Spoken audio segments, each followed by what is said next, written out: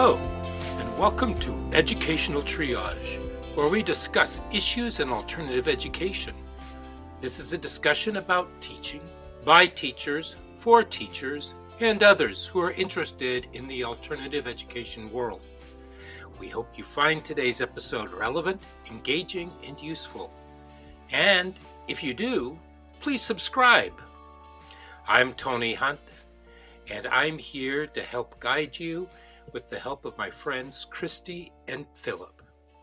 Hello, everybody, and welcome back. Today, I have a very special guest. I have with me Liz Keable. And Liz is a former biologist who became a teacher. And from there, she began working within the context of the brain, training children, teachers, and others using brain-friendly methods. She's co-authored books and programs that are bespoke for the occasion. She is an amazing woman with so much talent for making things so simple and yet so rich in their development. She currently offers metacognition in practice and integrated approach. And I am just so thankful and grateful to have her here with us today. And we just have so much to learn. Welcome, Liz. Hi, Tony. Thank you for having me. Oh, no problem.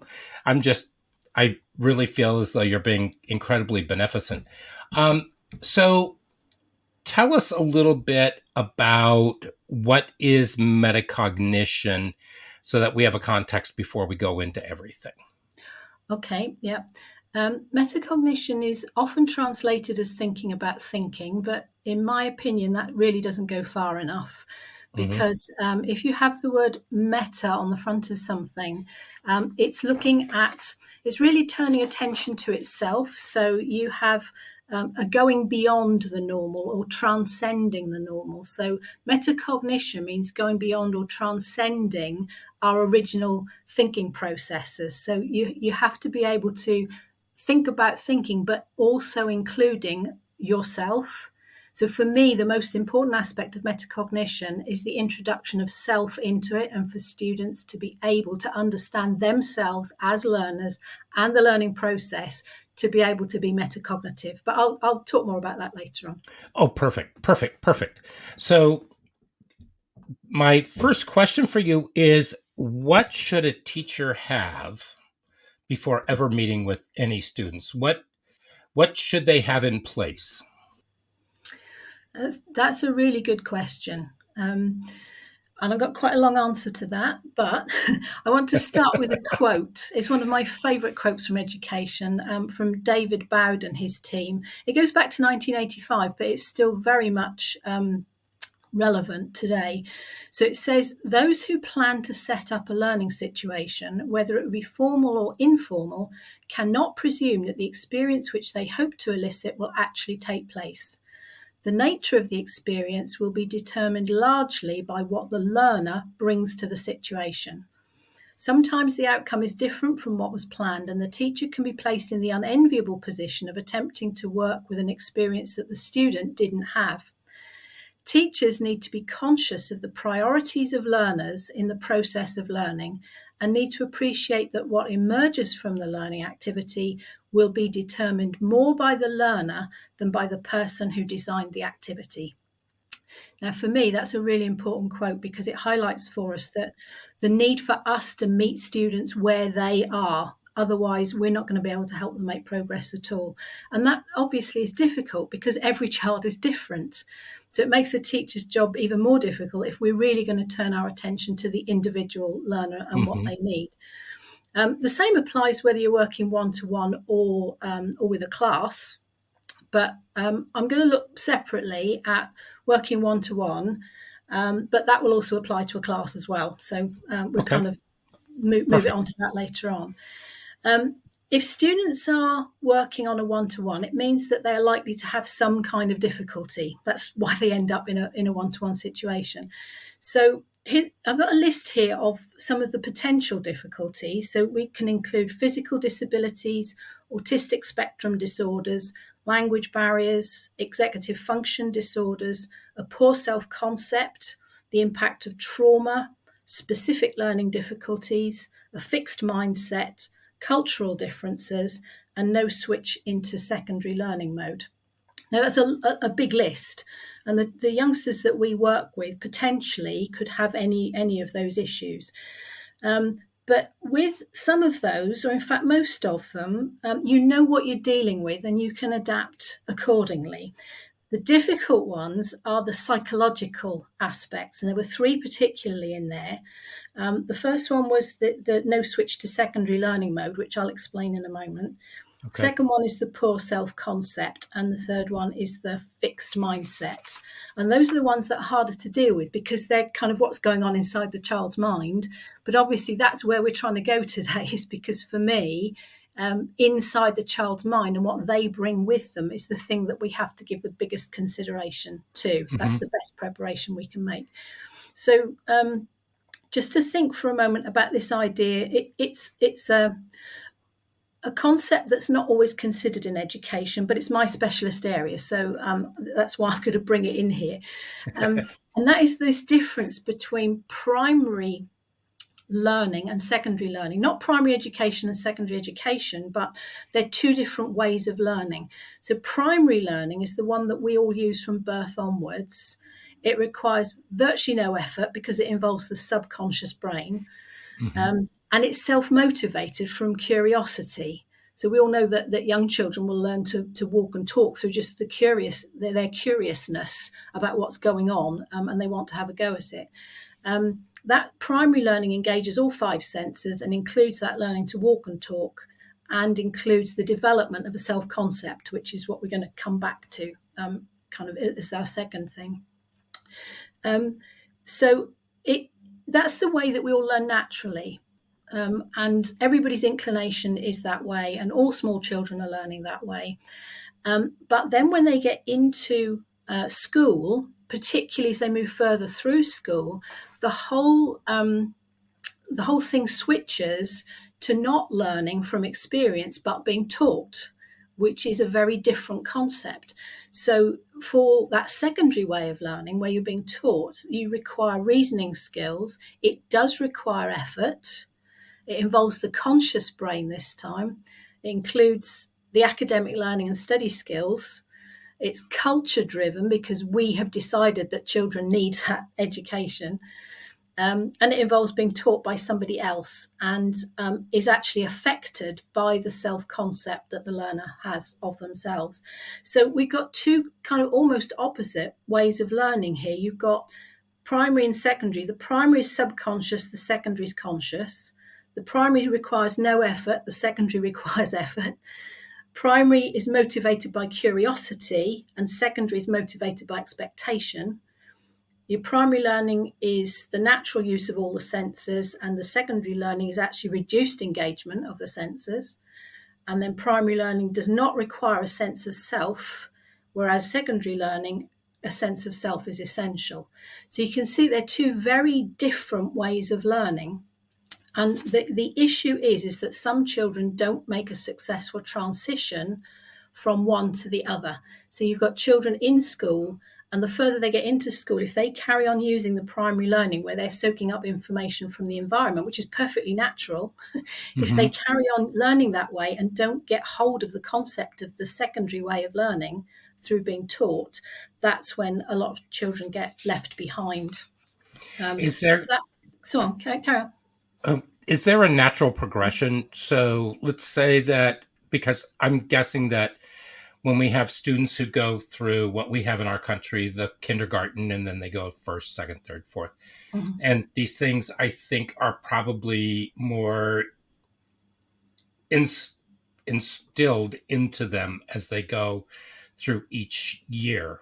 And somebody said to me, the primary grades are where they do all the grunt work, and then by the time that they're in high school, that's where they have that's where it starts to pay off for them with the reasoning and the critical skills.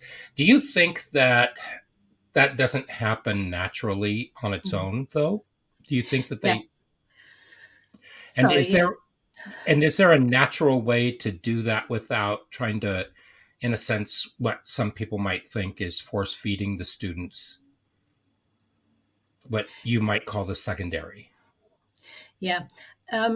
Some students appear to naturally make that transfer between primary and secondary way of learning. There's something within them that enables them to do that. Okay. But personally, I feel that a lot of the issues that youngsters have within education is based around the fact that they have not made that transfer. And that they need to be explicitly taught how to do that. They feel quite lost and they don't know why they feel lost. And that loss is because they haven't recognized themselves in that learning process, which I'm going to come to in a moment. So yes, so you've got these students who have not made that transfer and are therefore feeling lost. You've also got those that have a poor self-concept, which is something that we all receive in the first few years of life, because small children are downloading information using alpha waves. So you've got the normal brain pattern is beta waves for everyday thinking and reasoning, but young children don't have that. They're using alpha waves, and that ends up with just a download of information. So it's that constant soaking in information without reasoning on it, without thinking about it, without questioning it.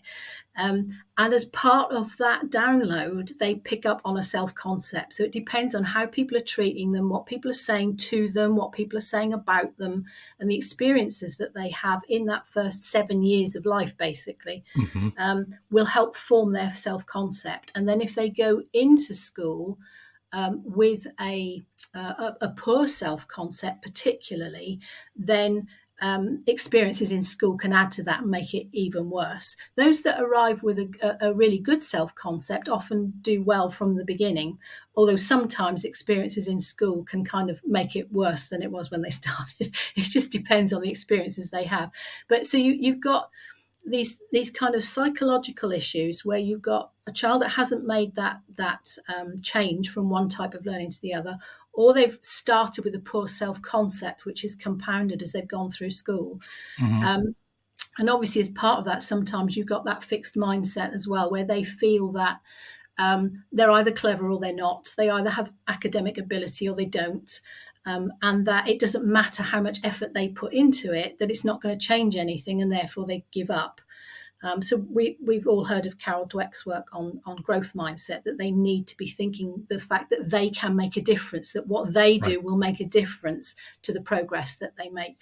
But a lot of the youngsters that we work with on a one-to-one often don't recognise this role that they have in the learning process, and they feel like a failure as a result. By the time students come to us on a one-to-one, they're often already feeling like a failure, which we kind of come back to this idea of them having a role to play that they haven't recognised yet. And that's true of all students need that. Obviously, they can't learn effectively if they don't recognise that they are a part of the process. But for the students we've been talking about, they particularly need a safe environment. This is one of the things that we can do for them. All of these kind of ideas are what we can think about before we meet with a student, because we need the environment we create to be completely non-judgmental, completely safe, where they are assured of our empathy and know that we will understand them. And obviously, in order to understand where they're coming from, we need to be aware of these kind of difficulties that they may have, and approach them carefully and with tact, so that we can really make them feel like they're in a safe environment where they can open up and be vulnerable and start to change the relationship that they have with education in order to be more successful.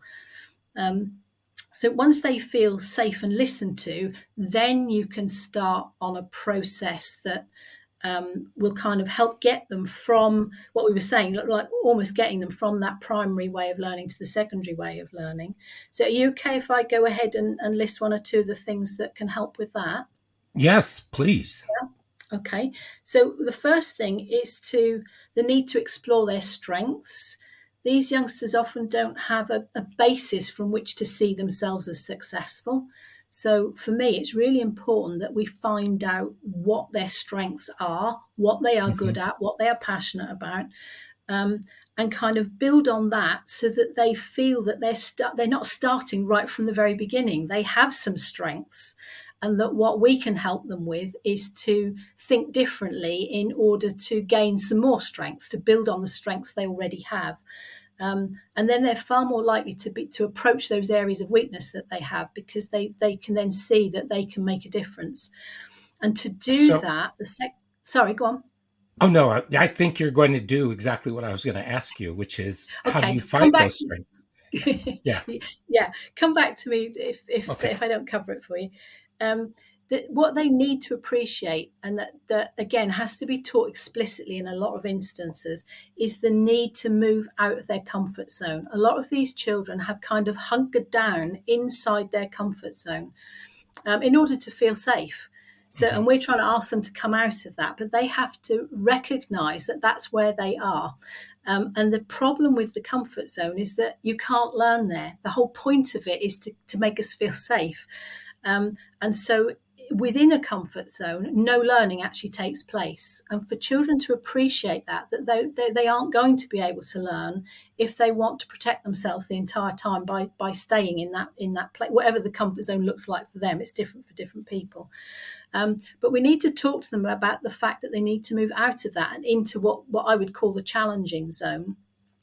But in order to do that, they have to recognize that challenge is the natural way of learning. The reason it feels challenging is because it's something new and different, and that's where learning takes place. So we need to kind of encourage them to slowly creep out of that comfort zone and into the challenging zone. And that's why it's important that we create the right environment and atmosphere in which they can do that safely. And the other two things that go along with that I'm not entirely sure where the issues have come from with these two things, but some children are petrified of making mistakes. And some of them, it will be because they have in the past been challenged or chastised for making mistakes. And so it is something they shy away from. But others haven't had that kind of background. And yet I think some schools even make it feel for them like making a mistake is the wrong thing. You know, like if they do a piece of work and the teacher comes along with a red pen and puts a cross through it or something. But in fact, making mistakes is a really important part of learning. The brain is designed to work that way. We make a mistake and it makes an adjustment. So we try again and we make another mistake. So the brain makes another adjustment, and it just keeps on adjusting until we get where we're trying to get to. And again, we can liken that to when a small child is learning to walk and talk. When they're learning to walk, they fall over and they get up, they fall over, they get up. And our thinking should be the same. So we have to make mistakes so that the brain can make those adjustments in order to learn. And that also raises the value of practice. Sorry, so going back to the point that you made before this one, and then I have something for this one as well, which is the first point is, how do you elicit their strengths from them? How do you get them to, how do you find those strengths? What are some of the methods that you could use? Yeah, one of them is to engage them in conversation about what they do outside of school. Children often have quite surprising strengths, things that are not known in school because they're often shy to talk about them. So talk to them about what they do for hobbies, for instance, where they demonstrate in a place where they feel successful what their strengths are. For me personally, when I start working with a child, I always work out with them the way that they learn, so that we can look on their main way of learning as being a strength. So you've got nowadays people are very averse to talking about learning styles. But in my mind, that there are only 5 senses, and our 5 senses are the only 5 ways of learning. That's the only way we can do it. And that we invariably use one or more than the other. Now, I'm not saying that we shouldn't encourage them to learn in lots of different ways, but if they have a way that they are learning that is very specifically that their first port of call, if you like, when they're learning, then that's a strength. So I always help them find out which one they're leaning on the most to make that their strength, and then I help them use the others. And it's the same with intelligences. I usually work through, again, not everybody agrees with this, but I work through the main 8 Howard Gardner's multiple intelligences and help them work out in which way they're intelligent. In fact, I work out the top 3 ways in which they're intelligent. And we actually create a shield from their best way of learning and their top 3 ways of demonstrating intelligence. And then that's then their strengths shield. And then from there, we can build on that because they have strengths and they recognize their strengths. So do you have a template for the senses? Or no, how do not really. Gauge... I just took. No. Do you mean from the point of view of finding out? Yeah. You said that there were that 5 senses. The main 5 senses, yeah, because the 5 senses are the external communication with our brain on the inside. So we feel our environment through our 5 senses. That feeds information through to the brain, and the brain then can respond to what we're seeing, hearing, touching, smelling, tasting. Right. So how do you determine which of those are the strongest for the student? I have a question. There's lots of questionnaires out there that you can use. I have one that I devised that, but again, you might end up with the issue over learning styles. Some people take exception now to the idea of learning styles. It's kind of considered old hat. But as I say, I always come back to the fact that the 5 senses are the only 5 ways of learning. And we all have an inclination to lead with one or the other. And I'm not saying that we shouldn't encourage them to use all of them, but we're doing this in order to identify a strength. What's the first thing that they do when they're trying to learn, and build on that. But as I say, there are questionnaires out there that will help with that. Okay, thank you. So that, kind of once you've identified that they have a strength base and they've got this idea of coming out of their comfort zone into the challenging zone, and they recognize that making mistakes is a really important part of learning, we can then also build on that idea of practice, because we know that in sports or in music, daily practice or hours of practice is a recognized thing. And that no sports person or musician is going to get anywhere very far if they don't put in the practice. And yet we somehow feel that doesn't apply to thinking, but it's exactly the same when it comes to academic learning. You need the same level of practice in order to become good at it. So, we need to encourage students that practice is part of the brain's natural way of learning. And I think for me, that's the way I introduce it to them. I introduce them to their brain and the way it works. And then this idea of mistakes and practice being vital. Are we talking about rote learning then? Not necessarily. It can be. I think rote learning has a place when it comes to times tables, for instance. It's a useful thing to have that you don't forget once it's fixed in your mind. But it's about repetition. It's about being prepared to repeat things, and particularly with the idea of, let's say, maths, for instance, which is a problem for a lot of students, is that willingness to try again. When a lot of children tend to give up. They've tried it once, maybe a second time, and then they say, I can't do this, and they just give up. So it's more about the idea that they need to keep pushing through, and that by practicing, as we said earlier, this idea of making the mistake and getting it wrong, you do that several times before you start coming to the right conclusion. And that is what learning is. So we need to encourage them to understand that that's natural, that's not something that's wrong with them. It's a natural process. Do you think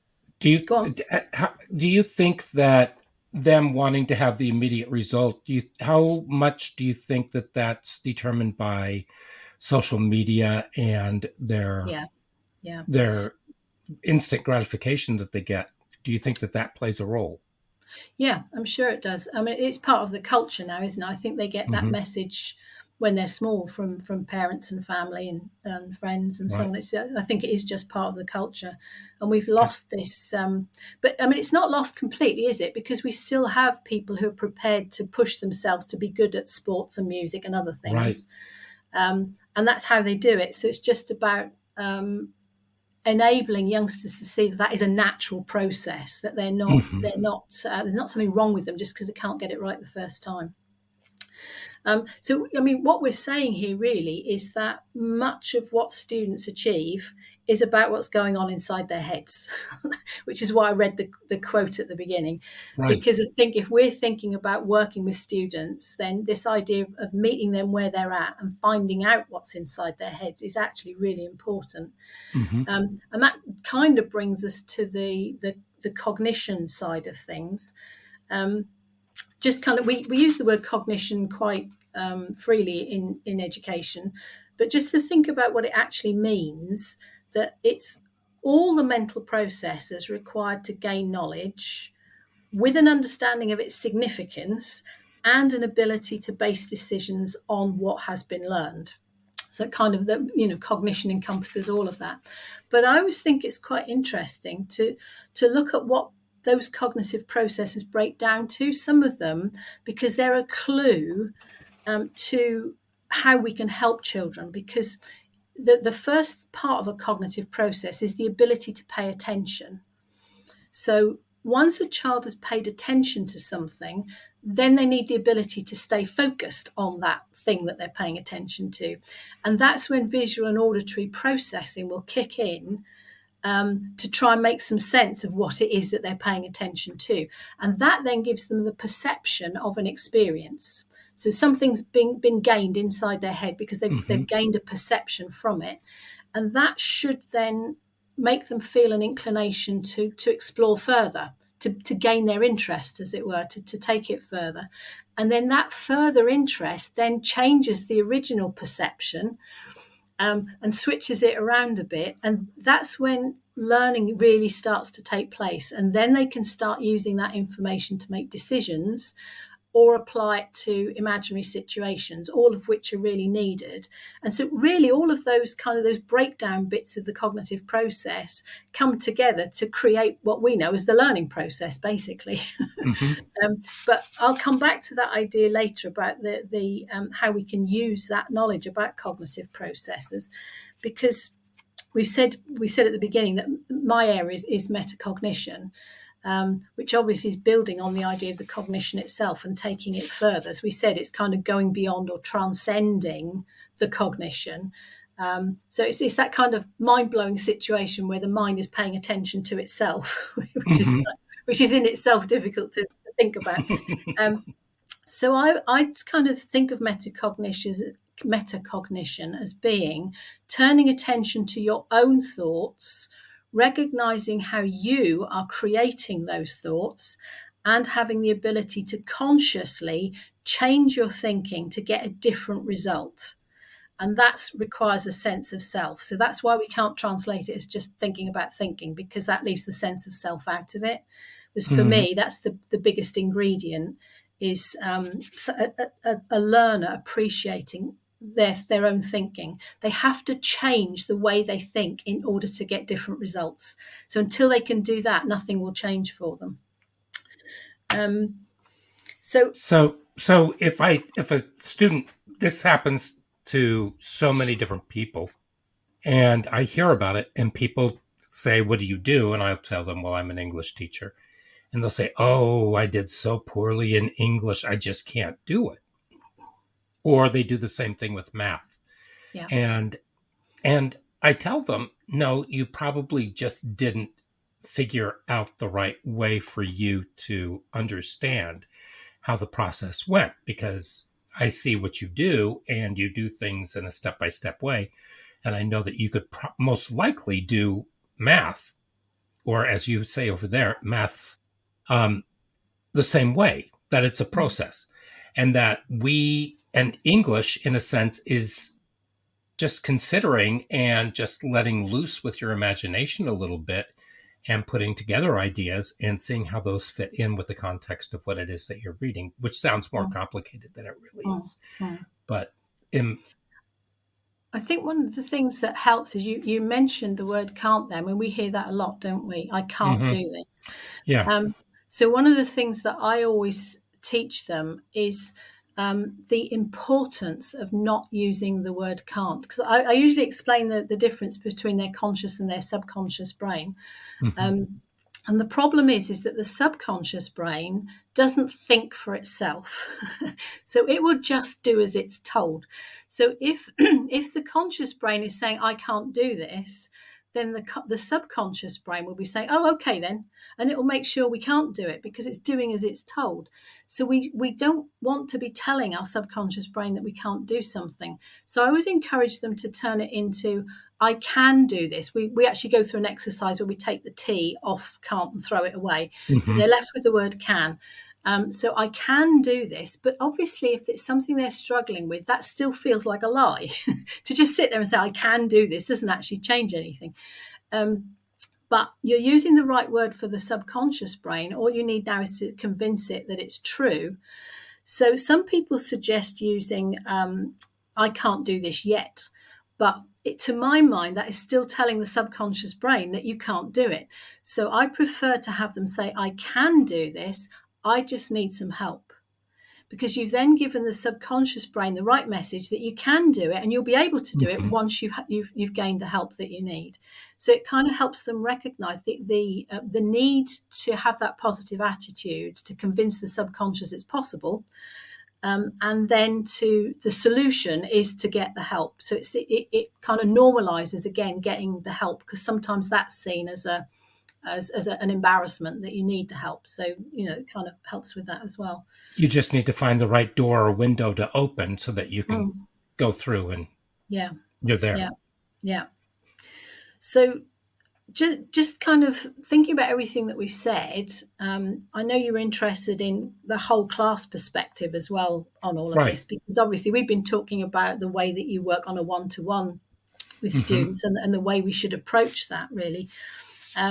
But obviously, you've still got, in the class situation, you've still got each child bringing with them a highly personalised neural network. We still really need to meet them where they're at, which is difficult to do when you've got a whole class in front of you. So if we go back to those kind of cognitive processes that I was mentioning earlier, if we follow that, it becomes a bit easier, because our job as teachers is to firstly get their attention, which I'll come back to in a moment, and then to hold their focus. We've got their attention, hold their focus, because that then increases the likelihood of them wanting to explore it further. If you can't get their attention, then you're not going to get that, because they have to gain a perception from having an experience.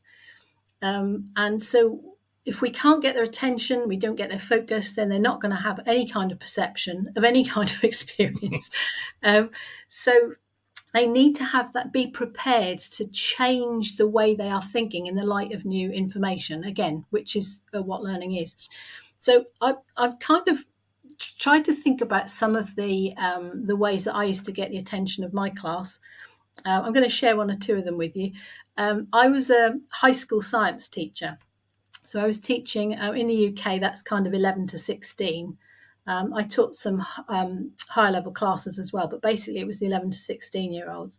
So just thinking this idea of getting their attention and helping them to stay focused. I've got 4 examples here of things that I did. So the first instance is to use a story. Even for teenagers, they love it. They love stories. And I used to use Beatrix Potter's Jeremy Fisher. So it's a young children's story, but I always used it as an introduction to food chains, because Beatrix Potter was known for her observations of the natural world and incorporating those into her children's books.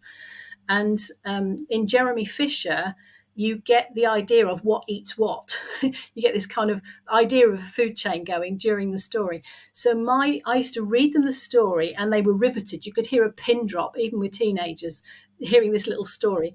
And then challenge them to work out whether Beatrix Potter knew what she was talking about. Did what happened in the book reflect was it a true reflection of how food chains work in a pond? So that's one example, is to kind of read them a story. I had others where I used to read them stories as well. Another way of doing it is to ask them an awkward question. I've seen this recently called the idea behind a curly question, which I love that idea.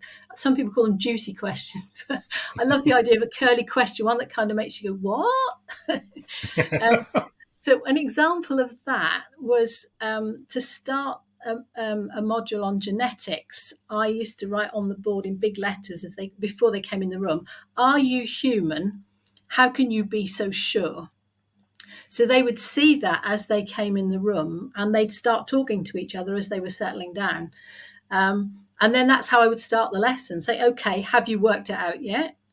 Who thinks they're human?" And get a show of hands. And say, "Okay, now tell me how you know for sure that you're human." And it was just an introduction to genetics, but it got their attention and got them thinking and talking and wanting to know more. Oh, I love that. Another example is music. You can use music. I used to introduce the topic of electricity by playing a track from the musical Starlight Express, which, if no one's familiar with that, is trains. It's all the characters are trains who are battling out who's the best. It's the one with the roller skates, isn't it? Yeah, that's it. They're all on roller skates. That's it. Yeah, and the electric train sings a song called AC/DC, and it has lots of references to electricity in it. So I used to play the song, and their task was to write down as many references as they could pick up from the words of the song to see who could get the longest list of electrical words. And that always got their attention. Again, once you've got their attention and they're focused, they start to have an experience, and you've then kind of captured that, and you can then, they're then creating perceptions that can then be changed in order for them to learn. And then one other one was this has always got comments from students about my mental capacity. But I used to start a lesson on electromagnetism, pretending to be a crane in a breaker's yard. So I would stand there and pretend. I mean, obviously they had no idea. I used to have to give them clues, obviously, but I would stand with an arm out and go as if I was trying to shake a car off the end of my crane, and it wouldn't go because it was electrically, the magnet was working. And what needs to happen in order for the car to fall is for the magnet to be turned off. But I just started with a mime, and they all thought I was ridiculous. But it got their attention, it got their focus, and I was able to kind of, once you've got them captured like that, it's much easier to keep them and hold them. And if learners are fully engaged, then you don't get the poor behaviour. You have far less incidents of poor behaviour because they're actually interested in what's going on. So one of the things that I learned I worked with I did a course with a neuroscientist many years ago. And one of the things that he taught me that I've never forgotten was it's not what you teach, it's how you teach it. That's the important thing. So, when we're preparing lessons, it's always a good idea, not thinking, okay, this is what I'm going to teach. It's like, okay, this is what I have to teach. How am I going to do that? How am I going to get their attention? How am I going to keep them focused? What experience am I going to give them so that they can gain some perceptions and then have the opportunity to change those perceptions in order to learn? The worst possible scenario is for students to be sitting still, being quiet and listening, which is traditional classroom. Oh, definitely. So you're talking about almost a creative buy-in. Yeah. For all of the students. So even the reluctant learners will know that something is happening. Yeah. That's really important. And from my point of view, I think that's the most important thing. You've got people trying to change the education system. You've got people looking at pedagogy. You've got people trying to make a difference. But for me, the difference starts with the students. You have to get inside the student's mind, work out what's going on there, and work with that in order to be successful. And yes, you do. You need that buy-in from all the learners. I mean, for their sake, it's not about a teacher wanting everybody's attention. It's about the students being able to benefit from the learning opportunities available to them. That's what's important. And we don't want them being passive recipients, because us teaching and them being passive recipients of that teaching is not learning. It doesn't retain. The retention is much lower because now they've had because what you're talking about is an actual experience, and their reaction to that experience is what they remember. And that's what imprints on their brain. Yeah, Whereas Otherwise, it's just sort of bacon grease floating across that gets washed off. Yeah, yeah. The brain is designed to learn from experience, from that primary way of learning. We Hmm. kind of make it sound simple because it's the first way of learning. It's what comes naturally to us as small children. But that is the way the brain is designed to learn. So unless we give them experiences to have as they get older, they become passive. And that's obviously also made worse by the situation that a lot of students feel that they're being forced to go to school. It's something that they're doing against their will. Hmm. If you're already not happy about kind of losing the control over your own life because you're being forced into school where you don't want to be, then it's going to be even harder for them to learn anything, because they are the ones that are more likely to be switched off and just be passively in the room without actually learning. And a lot of And those, it's that change to being taught that is a really difficult thing. So, go on. well, teenagers tend to be rebellious anyway. Mm. And so they think of it as tantamount to being in a prison. Yeah, yeah, And it does have many of the same structures as a prison. yeah, And they want to, what some parents don't get to, as well as teachers, is they need to be able to demonstrate their independent souls, yeah, so to yeah, speak. yeah, And so there's a conflict there. But I think exactly what you're saying is that you're making it a little sweeter for them yeah. to want to be there because it's a positive experience. Exactly. Yeah.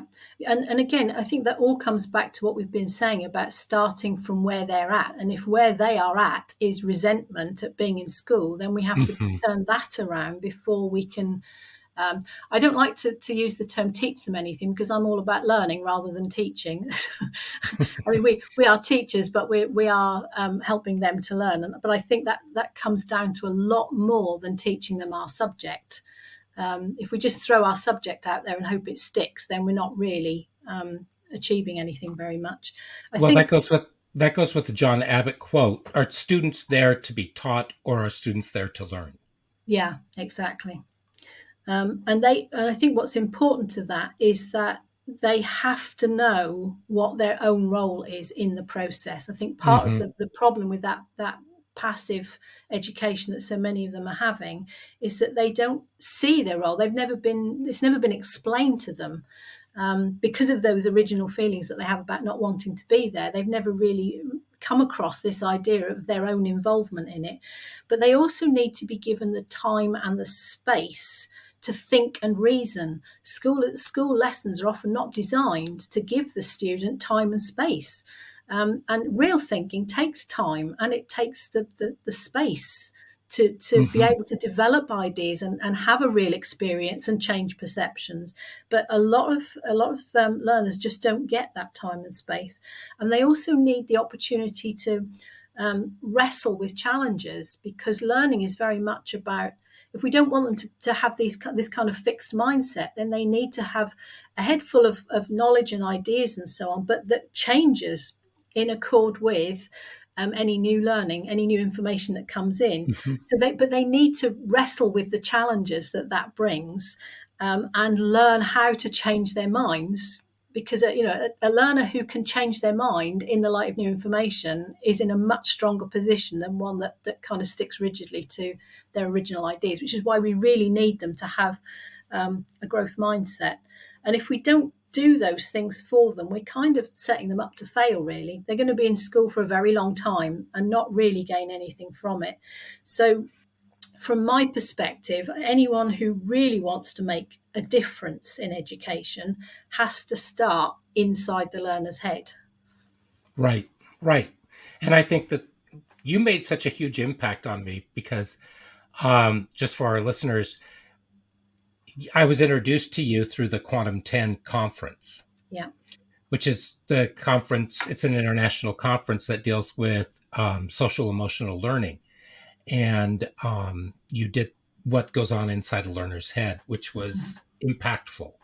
And I just loved everything. And so I just love everything that you talk about.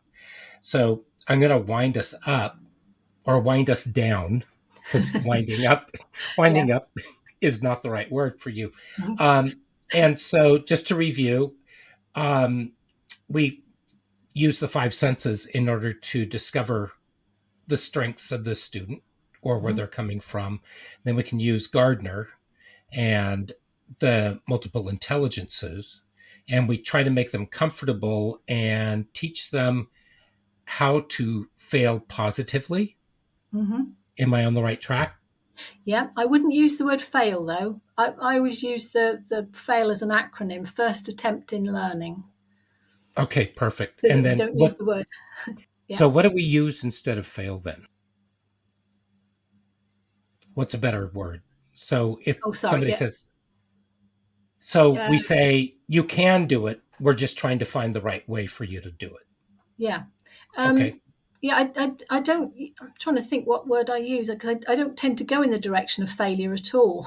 Because you remember you It's said like that you'll be able to get this right when, right, rather than we're going to continue to make attempts until yeah, we yeah, get that. yeah, yeah, And then from there, and then we find an impactful way of, and if I'm skipping something, stop me. And then I remember that we went to the experiential buyin hmm yeah, of the concepts where the students want to be there. And it doesn't have to be necessarily every day, because if I'm doing something and I'm doing something about environmental science and I use something like Beatrix Potter and Jeremy Fisher, then I can do that on the first day, and that we can continue to make references back, and they have yeah, that. But now yeah. they have a bit of a roadmap in order to start learning from and to go Yeah, from there. yeah. And same thing with the DNA. Especially if you're providing experiences rather than just teaching them. Yeah, Right. And so what we're looking for are a series of very, very impactful and very positive epiphanies for every one of the students. yeah, And so we can meet them where they are and how to propel them forward so that they're learning and we're guiding rather than, and throwing out some bits of teaching, but we're helping them do that in the mandated time that they have to do it, which mm. I wish didn't happen, but Yeah, yeah, we have to have a schedule. So, how did I do? Did I yeah. get most of it? Yeah, sounds good. Can we do this again? Yeah, Can we sure. go and have a bit more? Because I know that you have so much that's there. So I would love that. Thank you so much. Thank you. You're welcome. And for listening and joining us. Liz taught us how to be more deliberate and gave us more insight as to what we do and how we should be doing what we do in order to achieve what we really want for our students, which is the best for them. So thank you all. And remember to join us next week when Christine Phillip will be back, and leave a review. That's how we get more listeners. And subscribe. And we'll see you soon. Okay. Thank you very much. Bye-bye.